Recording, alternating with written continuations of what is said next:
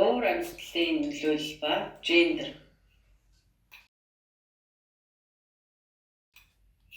Нэгдсэн үндэсний байгууллагын хөгжлийн хөтөлбөр болон уур амьсгалын өөрчлөлтийн асуудлаар засгийн газар хоорондын комиссийн тайланг 2007 онд нийтлснээс хойш уур амьсгалын өөрчлөлт ба гендерийн тэгш байдлын асуудал дэлхийн нийтээр ихээхэн анхаарал хандуулах болсон.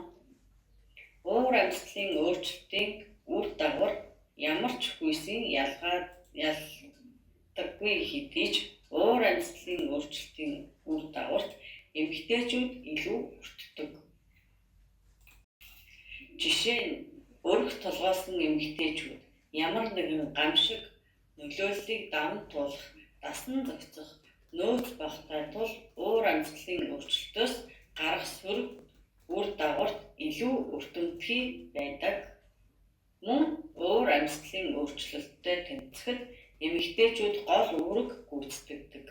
Тухайлбал Монгол улсад мал аж ахуйн гаралтай сүү, цагаан эдээ зэрэг зарим түүхийн эдийг боловсруулах ажлыг ихэнхдээ эмэгтэйчүүд гардан гүйцэтгэдэг ба ингэснээр тэд уур амьсгалын өөрчлөлтөөс урган гарсан үр дагавар нь өдөр тутмын хоол хүнсний аюулгүй байдал хийгээд хангамж нөөцөд хэрхэн нөлөөлж буйг мэддэг.